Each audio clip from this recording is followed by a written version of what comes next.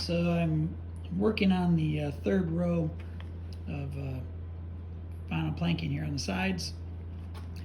and I noticed a low spot here where I'm getting ready to fit this piece. This piece will go in there, and it's probably a couple millimeters in its worst spot, and that's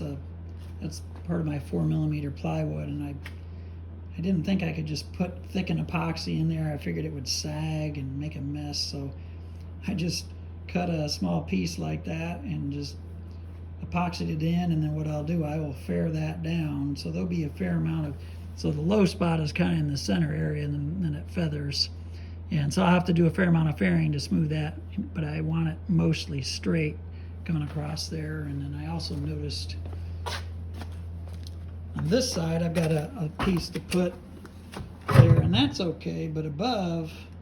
I noticed up here, as this went back, the boat kind of goes in a little bit, and it's again a couple millimeters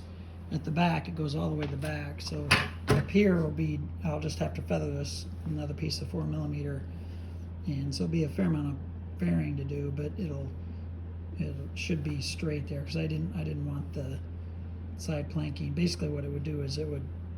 kind of go in like that just a little bit if I didn't do this. And so I don't know, I mean, you may not notice that this is going to be underwater, you know, the water line is going to be somewhere here, but I didn't know if it would affect the performance. Plus, since it was a couple millimeter gap, I figured I might as well just put a patch in there and try to make it more you know, flat essentially. And again, I didn't want to use thickened epoxy on this side either, for the same reasons as the other side, because of the sagging.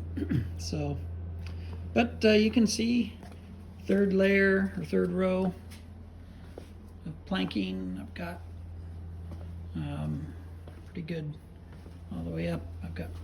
going to do a stem cap when it comes to that point, so I'm not as worried about how this, I mean,